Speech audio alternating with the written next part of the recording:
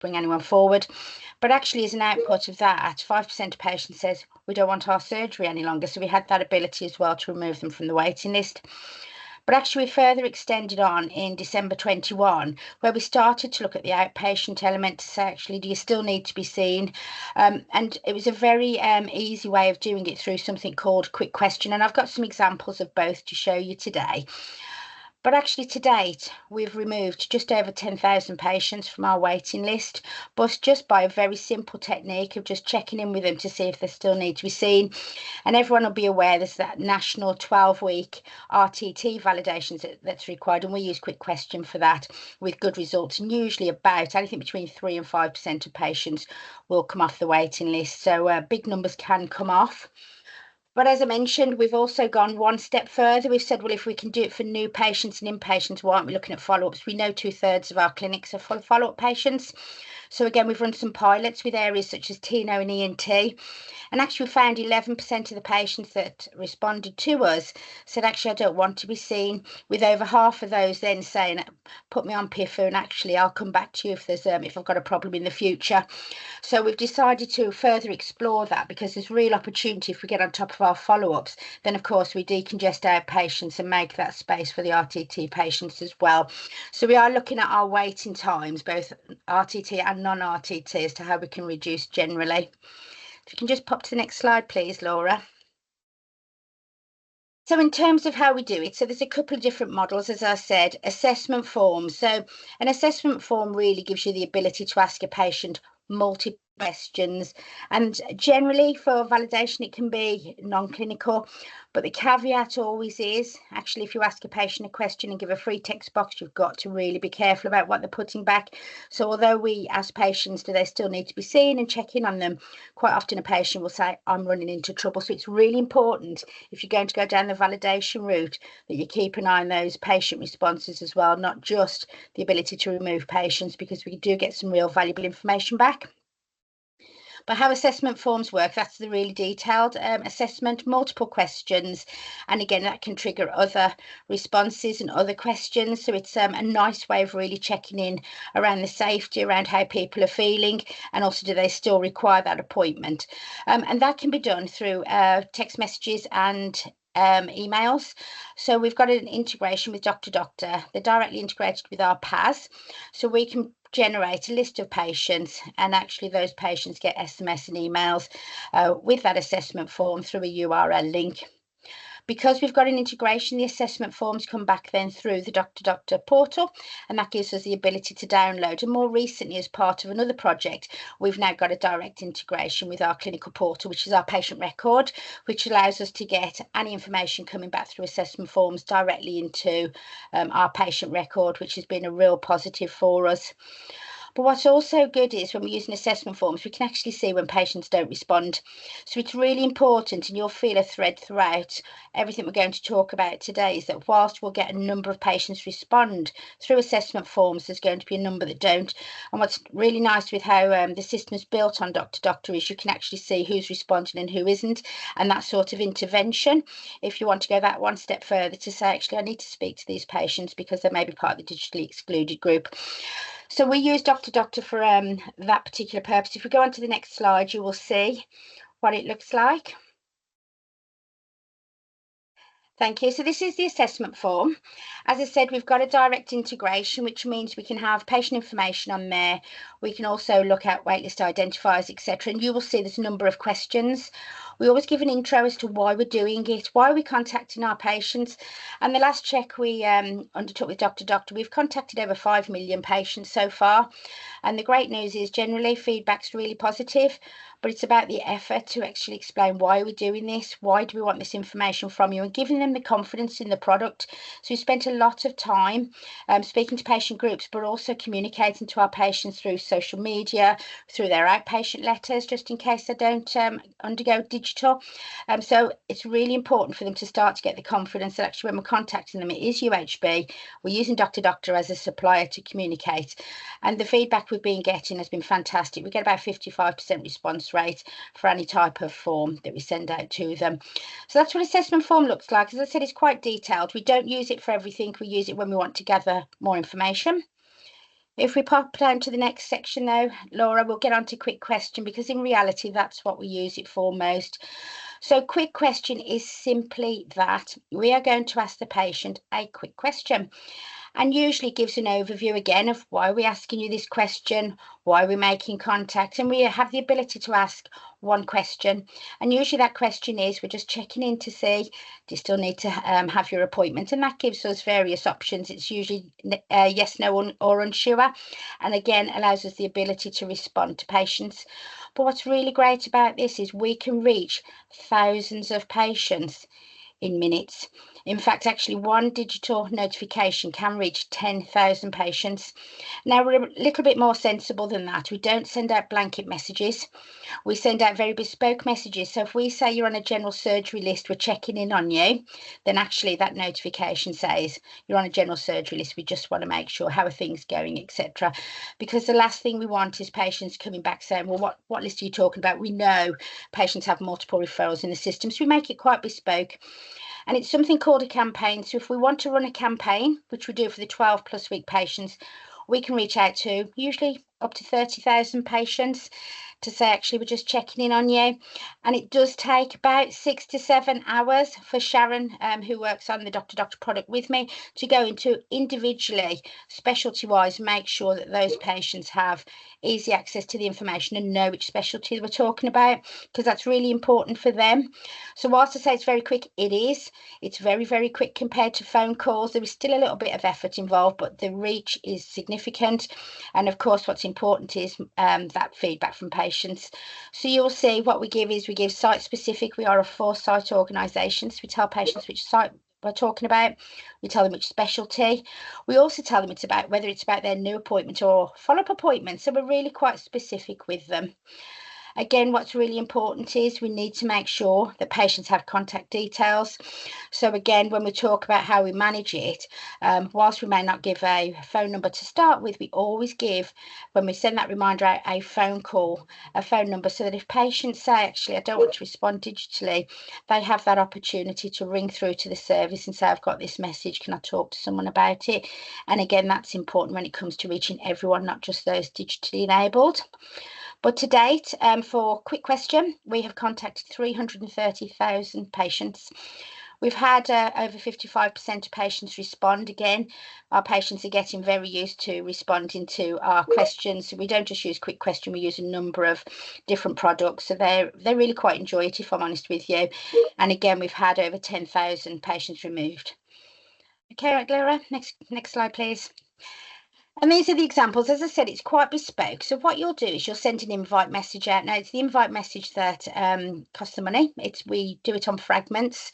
So actually, we keep it quite succinct. We're very clear. This is about your, in this case, urology referral.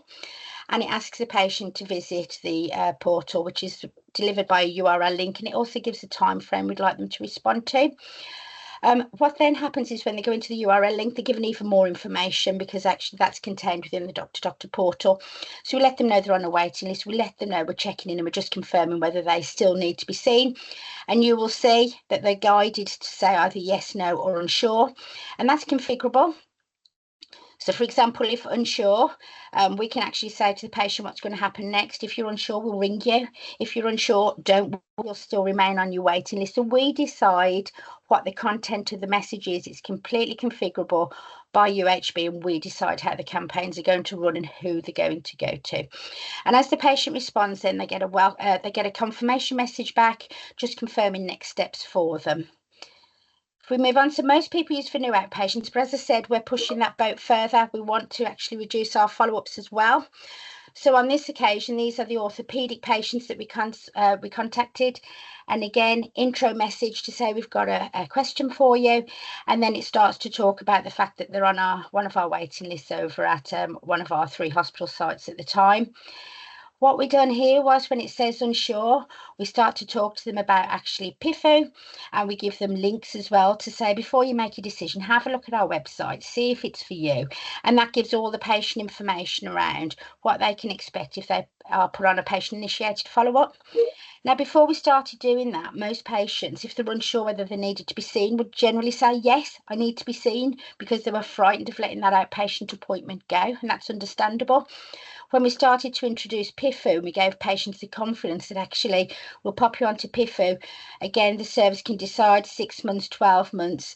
The patient can come back if there's a problem at that point. It gives them that level of assurance that actually they can access the service if they truly need to. So right up front, before that decision's made, we give the patient that link and information, and then they can choose the option and get that response back to say, great, rather than giving you a fixed appointment, we're going to put you on a PIFU list. But it doesn't end there for us with follow-ups. We're very clear. We want to give the patients assurance.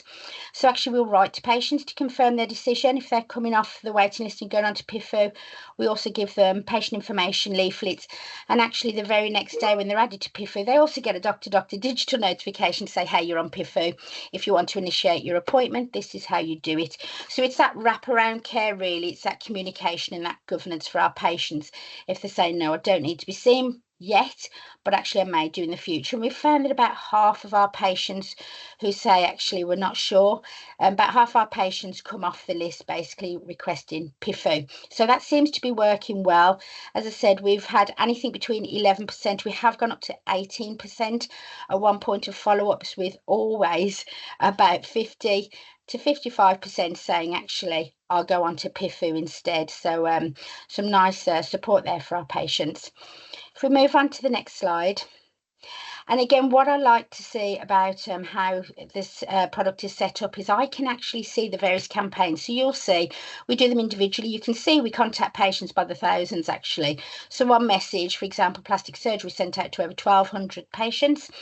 And I can see it's quite interesting within minutes actually of sending notifications out, I start to see that information flowing through, and I can see really quickly of actually what's happening. Now this is actually on the same day. Generally we can get hundreds of patients responding on the day we send it out to say this is my option, this is what I'm choosing. So we have oversight of the dashboard. We can drill it down into specialty level, and then also I can extract a report at any time that shows me the reports at patient level. So I've got full access to that on our live staff portal. Next slide, please, Laura. So what have you got to think about operationally? It's not actually that difficult to do, but you do have to have a process in place. So we always say we need someone operational, because we need to make sure that governance is in place, to make sure that there's admin to answer any phone calls for patients if they decide not to respond digitally. We also need to make sure there's someone to write letters for them, but more importantly, that clinical lead. So if we are going to contact patients, we need to make sure it's safe. We are not going to send a bunch of quick questions to the oncology group, for example. And actually what we do is through a partial booking approach, certainly for our follow-ups, we can see each of the pathways the patients are on, and that clinical lead will identify which pathways are appropriate for our patients, especially as we start to move towards follow-ups. So they'll say actually, yes, very comfortable for those patients, low risk, etc. Those, please don't contact them. We need to leave them alone, and actually they'll decide if there's another approach available. So operational and clinical lead are absolutely key to making this work, as our admin. So administrators, again, as I mentioned, they need to sort the governance out, take patients off the list and write to them. But also, and it comes a little bit later in the lessons learned, our very first lesson when going live with quick question was actually within 48 hours we had an influx of phone calls. So you have to have your admin staff ready. You will need people to answer the phones, because not everyone is digital. About half, as I said, 50-55% are digital, but others will ring through. And again, have your informatics on board. The minute you get your informatics report, they have to go out usually the same day or the day after. Otherwise, you're at risk of sending patients quick questions, say, do you want to come, and you've actually already offered them an appointment and it's on the way in the post or through digital means. So again, you can't have informatics reports sitting around for days and weeks. They become out of date very quickly. So there is a responsiveness about this. And as I mentioned, agree which patients you're going to contact. Do you want new follow-up? We've used all sorts. We've contacted diagnostic services. We've contacted endoscopy. So we will contact groups of patients where we think there's a need, actually, where we can communicate, not just to say, actually, do you still need to be seen, but just to check in and give them that opportunity to say, yes, I do, and it's for this reason. And again, decide if you're going to offer follow-ups. Do you want to offer PIFU? Again, nice 50% response of our patients go on to PIFU. You will reduce your backlog there with that, with that assurance that I mentioned earlier. Quick questions are easy to develop. You'll generally develop those once. And again, make sure you've got phone numbers. And what we also found was there's certain specialties, and we're getting pretty sharp at this now. So we know T&O, for example, don't respond too well. So actually we get about a 35% response rate. But if we send them a reminder, the other 25% or so will then come back to us. So if you want to really maximise that validation, send out a reminder. Generally, we do it 1 week later. If you haven't got a response after 48 hours, then it's not coming in. That's our experience. And because we do it by the thousands, we ask the services, how regular do you want your update? Just to give administrators that chance to get on top of writing to patients and taking them off the list. Again, if patients say no, they don't want to be seen, the last thing you want is to send them an appointment out. It makes us look daft. So again, we want to take patients off as quick as they tell us. So generally, we send the service updates every couple of days. And again, we let people know it's happening. So we let pals know just in case. We haven't had any concerns, interestingly, from pals about this, but we let them know just in case so they know we're communicating at scale. And again, we have a clinically signed off PIFU letter for our patients linked to quick question. So we want to make sure good governance is in place and that we're writing and communicating not just to the patient, but to the GP, who then takes ownership back for that patient during that time. Okay, next slide. Thank you. So what have we learned? So I mentioned about the sign-off of informatics reports. You really do need to make sure that your patient group and your pathways are the right people. Again, that's where that clinical lead comes in. I mentioned the influx of calls. We were taken aback. I always smile when I think of our first lessons learned. Within 48 hours, I went, oh my God, the phones are going mad. And actually going mad, it could be a couple of hundred patients out of 1,000, but nonetheless, that's pretty heavy if you haven't got your staff ready. So we always say get at least 2 to 3 admin staff ready, just in case, because patients, most of them will respond within 48 hours. That's our experience. Again, what we've tried to do is lighten the load a little bit. So we won't put a telephone number on during the first contact, but actually we do say to services on the second one, you've got to put a telephone number on. And the reason for that is we have to think about people who either can't, don't want to, don't have the technology to respond digitally. There are a whole world outside of digital. So we want to cater for those patients to give them a telephone number. Again, decide if you want reminders to go out. We find them really useful. We get about another 20% response. How you want your information to flow through to the services so they can keep on top. And again, when we're talking about important information, please don't just look at the no's or unsures. I know initially some of the services say, great, let's have a look at the no's or unsures.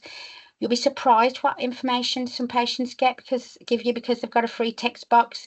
So actually scanning that free text box for yes, you will pick up patients that are starting to run into trouble at home to say, actually, I do want my appointment and I need it pretty quick because actually my symptoms are now affecting me. So it's really important that if you're going to ask the question, you don't just look for the no's and unsures, you look at the yeses as well to say, have I got to do something with this group of patients? Because actually they're the really important ones as well.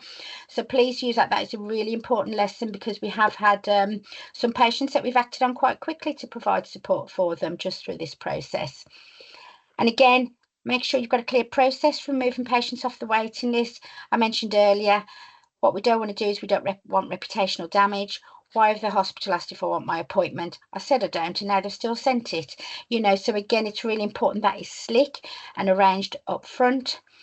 Important again for good governance. That is just, again, so important because GPs need to know if a patient says that actually they don't want their outpatient appointment, that they're back under their care. So they need to make sure that they're responsive rather than thinking they're still under the wing of secondary care. Again, for PIFU, we always send out patient information. You need to make sure that you choose your timelines well. Some services will say 6 months, some will say 12 months.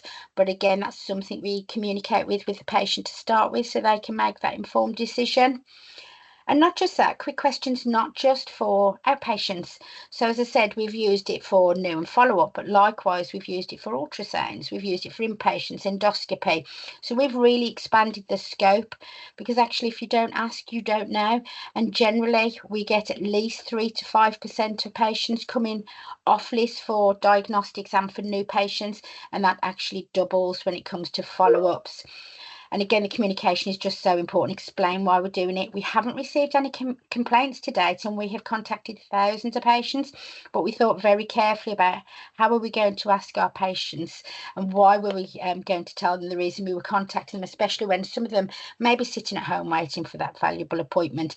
So we've been really careful on how we communicate as well. Laura, can I have the next slide, please? Okay, so what next for us? So we continue to do waitlist validation. We really understand the true value of it. We know there's a 12-week requirement, but we've been doing it, as you can see, for a number of years. And we're also bringing in other modalities such as inpatients.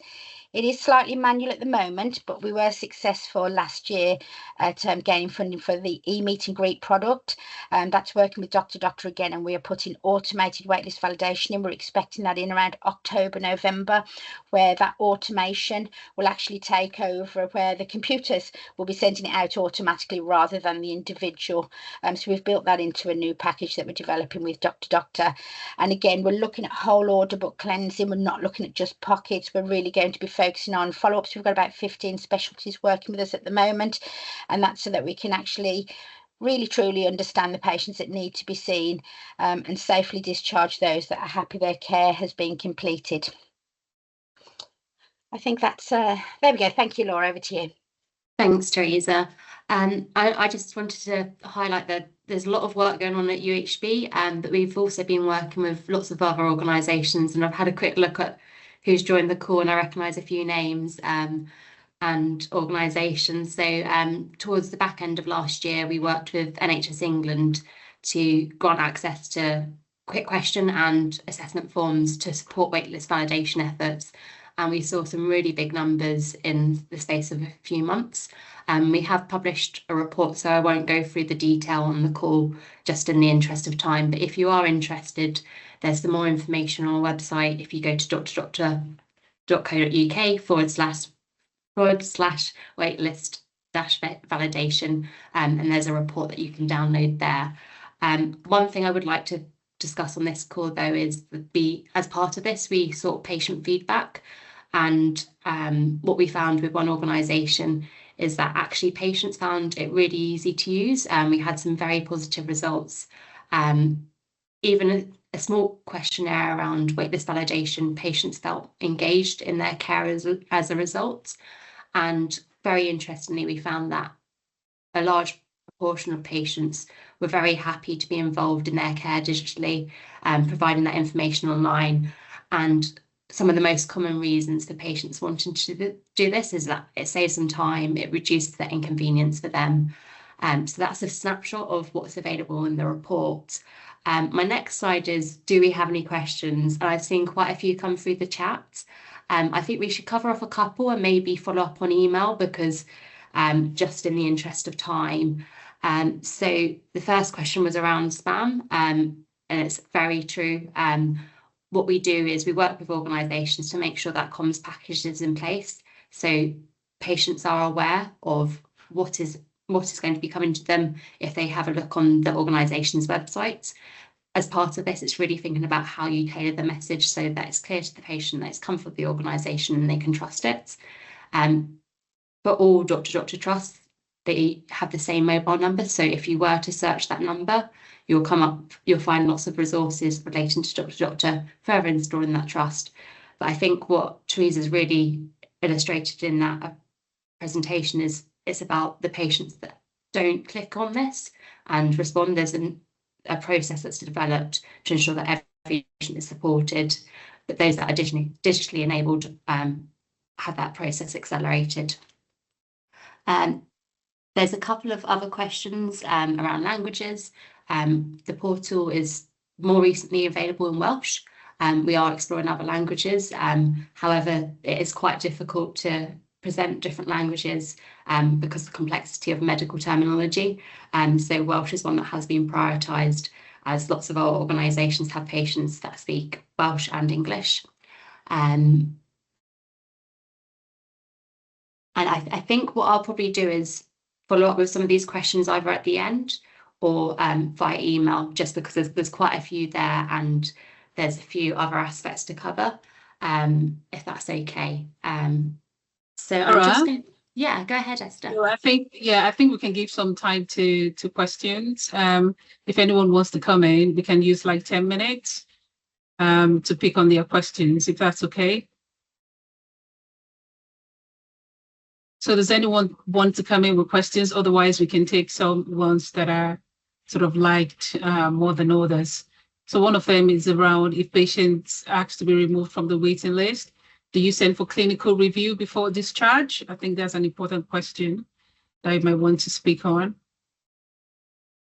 I can answer that. So that's why we Yeah. have the clinical lead that's available up front, Esther. So actually the Yeah. clinical lead identifies low risk patients beforehand. There are certain specialties that will say, actually, in addition to that, I want to know which patients are coming off the list. And again, we work with those specialties to make sure they have that information. Okay, thank you.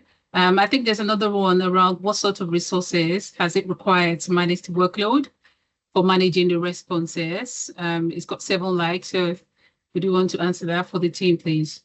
I certainly can. So we were very Yeah. fortunate when I initially put the business case together. I put a full-time band 7 in to support operationally, and that's not just for waitlist validation. They manage the whole of the products that we've got in place. We've got quite a number now, and they work operationally with the teams. They also deliver training, and they make sure that the system is used how it's intended to, and that's really important. And I think I meet a lot of organisations actually through some of the work I'm doing, and sometimes that's a gap. People will put the product in and then hope that, fingers crossed, all will go well. And actually, it does need some oversight. And I'm not just talking waitlist validation, I'm talking the whole product, because actually, it's easy to put a solution in, but operationalizing it and keeping the wheels in motion is really important. So we do have a full-time band 7 at the moment. She will put all the waitlist validation on herself. So we do have quite strict controls so that we haven't got loose messages going out to patients. That's really important.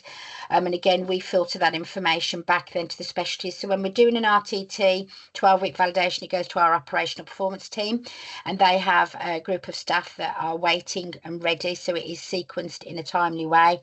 And again, when we start looking at other areas such as radiology and follow-ups, etc., it is within the specialty, so they'll pick up some administrators, they'll actually work with them. And again, that's part of the prerequisite. Actually, there's a bit of a checklist that they've got to go through to give assurance that if we're going to ask patients the questions, they've got the resource to be able to handle it afterwards. So we will check in with them and take them through the whole process. And before we send that question out, we will make sure that they've got the resources in place. Good, perfect. Thank you. I think one last question before you continue, Laura. Teresa, I think this one is for you. It is understanding the ease of integration with NHS electronic patient record system. So I think the question is around how were you able to integrate both data tools? Right, okay, so we have an integration with DrDoctor through our PAS. So DrDoctor have their own integration engineers, as do we. So it is direct integration before we went live with any of our digital products. We're also introducing pre-op assessment screening questionnaires, which has allowed us to then further integrate with our patient portal. So again, it is both our technical teams actually coming together to build that interface. Just to make you aware as well, we are live with the NHS app with DrDoctor. So again, we're live with phase 1 and phase 2, which also involve DrDoctor integrating and our information flowing. So it is all down to the integration and teams working together, really. Yeah, perfect. Thank you. Laura? Yeah, thank you. And just for transparency, some of our products are integrated and some aren't. So some can be used slightly differently because of the different levels of integration. And it is different at every organisation. There are lots of different systems out there, but we have experience of integrating with a wide range of systems. So without further ado, on to patient-led booking. And some of this might seem obvious, but what does patient-led booking really mean? So it allows patients to select an appointment when there's capacity available. In this, we also build in prioritisation, so patients are invited to book when they're the top priority, based on lots of different configuration. So each day, patients will be reviewed against the wait list to see if they should be invited to book their appointments. And the configuration that is set also determines how many patients are invited per appointment. If you find that slots become available throughout the day, they'll also be presented to patients. And how PLB works at DrDoctor is that patients are invited to book. If they don't book within 24 hours, they're reminded to book their appointments. And if they don't book at the 24 hours, they're then assigned to the booking team. This is based on data, understanding patient behaviours, that actually patients are more likely to interact within those first 24 hours. And if they don't book after that 48 hours, it's unlikely that they will do. And we want to ensure that patients flow through the process and are booked into appointments as expected. So why patient led booking? Again, I think this is the part that feels probably obvious, but by giving patients the power to book their own appointment, that increases patient engagement. It gives patients the ability to book appointments at times that work for them. They're more likely to attend their appointment, reducing the number of DNAs. This also helps reduce the number of reschedules if patients have actually booked a time that works for them in the first instance. Associated with this, there's a lot of reduction in administrative effort to book patients or reschedule them. There will still be a proportion of patients that are booked by the admin teams as normal, but this, by letting patients book their own appointment, that really helps reduce that effort. And I alluded to it on the last slide, but also if slots come available last minute, this can really help fill those slots at short notice and improve efficiencies within the organisation. So just a quick snapshot of what it looks like for the patient, how they receive their messages, what does that feel like? So once there's capacity available and the patient is ranked as the highest priority, they'll receive a message explaining that they're able to book their appointments. And what they'll do is they'll click a link, giving them access to the DrDoctor portal. For those that are less familiar with the DrDoctor portal, patients log in using their surname, postcode and date of birth. They don't need to download an app or create a login. They can also log in using their NHS login details, but this really helps with engagement. So once the patient's logged into the portal, they'll click Start Booking and see what appointments are available. They then can click an appointment that suits them, and in the case of UHB, there might be multiple locations for the patient to book against. Once they've found a slot that is suitable for them, they can then confirm this, and this will then be viewable in the patient portal. There may be the case that once this message goes out, a couple of patients click on the same appointment at the same time. There is a case of the fastest finger first. If that does happen, the patient is informed that that slot is no longer available, and then they'll be able to view an updated view of the appointments. So I'm just going to hand back to Teresa to discuss some of the operational considerations in planning for patient-led booking. Perfect, thank you, Laura. I think the first thing to say is that actually this is a live system. So we've put something in called an API, and the API is two-way messaging. So when we're saying we're offering patients slots to book, actually when a patient clicks that button and says, I want to book my appointment, it actually calls UHB through the API to say what appointments are actually left for you as the patient to book. And that brings that back almost immediately for the patients to show these are actually live slots available. So as Laura said, actually, if they call the API and all the slots are being booked, because we will be servicing thousands of patients, they will get a notification. So it's very real time for them. Likewise, it's very real time that when they say, yes, I'd like that appointment, and you saw that little whirly bar that happens for about 1 or 2 seconds, actually that is the API booking it directly into our PAS. So when the patient leaves that booking slot, they know that actually that's being booked for them, and that is booked automatically into our PAS. So it's just to really impress that actually this is a live system, calling live slots and arranging live booking. Now, some people have said to me before, oh, that's great, what are you going to do with the admin team? Again, what we say is this is a different way of booking. We're expecting and hoping for about half of our patients. We're not quite live yet. We'll be live in the next couple of months. So we're hoping for at least half of our patients to book, which means half of them won't. So we still need the staff. We need our staff to pick up if there's any patients that fall onto capacity lists or don't book because of digital deprivation or exclusion. They will obviously get that additional support then from the booking teams. So that's how it works in principle, and where we're in the middle of UAT testing at the moment. But what we've done is we've decided to focus on follow-up appointments. to start with. And what we've got to do is we've actually got to empty the whole of our clinics out, because there's no point putting a solution in if your clinics are already full, because the minute you offer the patients a slot, of course, they're most unlikely not going to be there. So we've introduced partial booking. It was in place across 3 of our sites. So we're looking at actually the cleansing and actually making that even more efficient. And we are rolling it out to the rest of our hospital sites, as well as any services that weren't live. So that's a big piece of work in itself across the 4-site organisation. And to do that, we've had extensive engagement and education. So we've met with every single manager, every ops manager. We've had comms go out. We've had clinical engagement sessions. And on top of that, we've contacted all 2,000 of our staff who have access to book, with webinars in place to take them through what that actually looks like. And of course, as part of user acceptance testing, we'll have a number of people who book to say, hey, let's just show you the system. So we've done a lot of work around engagement, because it's really important to get this right. Our partial booking follow-up waiting lists have to be accurate. We have to make sure that all the prep work's done in advance. So we've got everybody ready to say this is going to be a fantastic system. It's going to be great for patients. It's going to be great for productivity.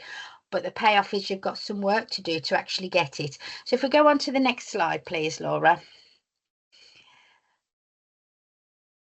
So we have 9,000 clinic codes over at UHB. We are a big organisation, but actually we've had to review, and we still are in the process of reviewing every single clinic code.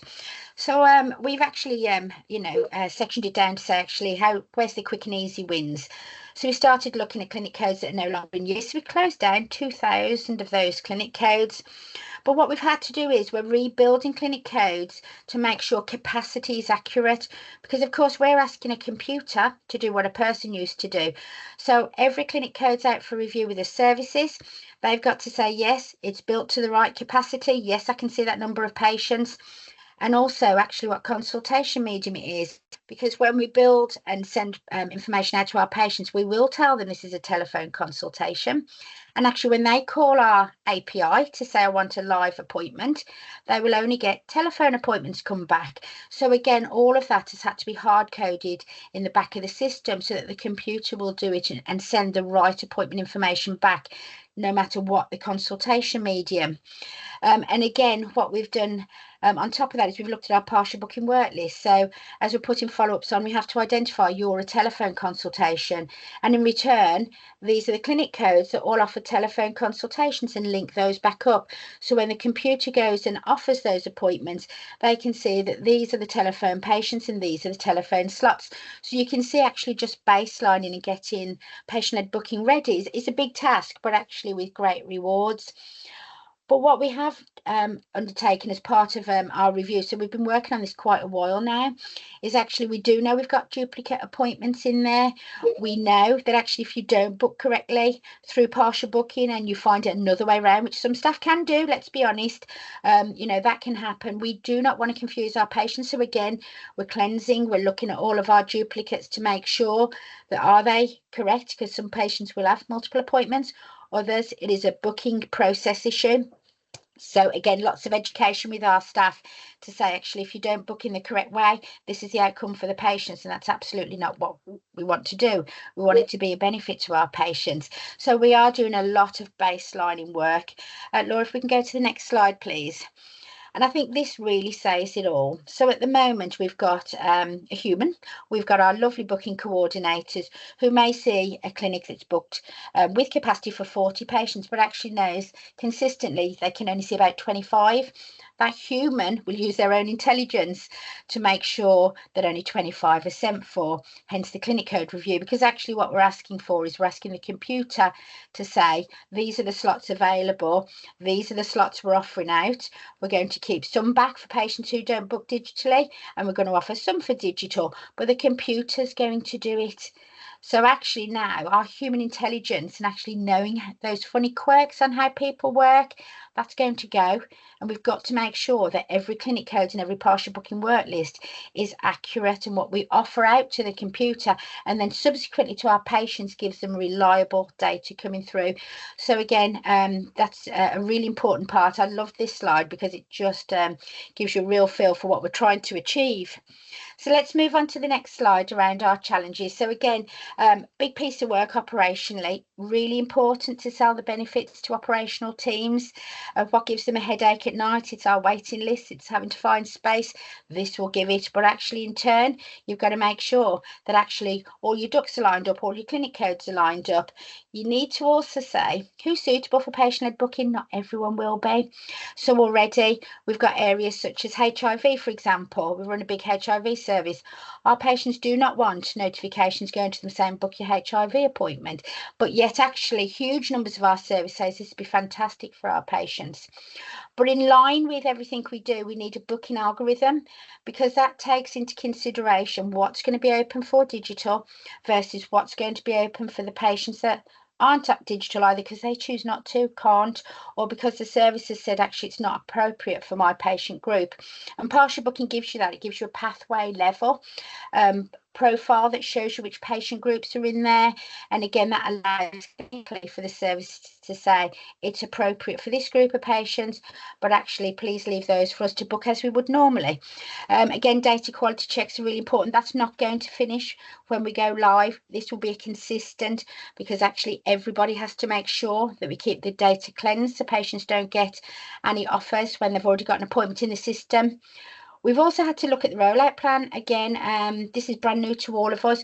We have to, dare I say, look at load. How much information are we forcing out in terms of messages to thousands of patients, and what's that impact going to be in terms of our speed of pass? So our rollout plan has actually been specifically developed to have a look at when do additional servers go in if required. Actually, how do we manage the load to make sure that everything runs as we're expecting it to run? Obviously, we've got load balance checks, but when we're going full force, that will be something we've had to plan very carefully. Again, I always mention on digital, it's still there. Make sure that you've got a clear process for them. And importantly, bring everyone with you. They've got a lot of work to do. But again, it's that with and what's in it for them to engage with this. So if we move on to the next slide, please, Laura. So for us, the learning has been actually working really close with DrDoctor. So if I'm honest with you, when we sent the specification out a couple of years ago, we probably didn't know the level of detail we do now. So again, it's really important now. I'm hoping that all this hard work is going to be done for you if you decide to go down this route, because we're dealing with all of the technical developments at the moment. But it was really important we spend a lot of time with DrDoctor going back and forth saying, actually, operation, this is how we want it to work. Make sure you've got the right team, the right project team in. It is quite big to implement, especially at scale, and we are doing it on a trust-wide. Although we're rolling out gradually, it's still going to be the whole organisation for sites. But we think our subject matters experts are really vital. So you can have all the project managers in the world, but the people who truly understand outpatients and how operation it works are really important to be part of the group. Don't underestimate how complex it is. It is, but again, the WIFM, this is going to be brilliant for our patients. It's going to be brilliant for productivity. It is going to be well worth the effort. Once it's in, but you are going to have to right size your team to put it in. Again, computer cannot replace common sense. It just won't. So again, it's important the computer will only do what you tell it to do. And don't assume anything. We assume that actually, you know, a lot of it we could just transfer over. We can't. We've had to look at everything, if I'm honest with you. And that's just because actually, through no one's fault, we've never had to worry about the size of clinic templates because humans book them.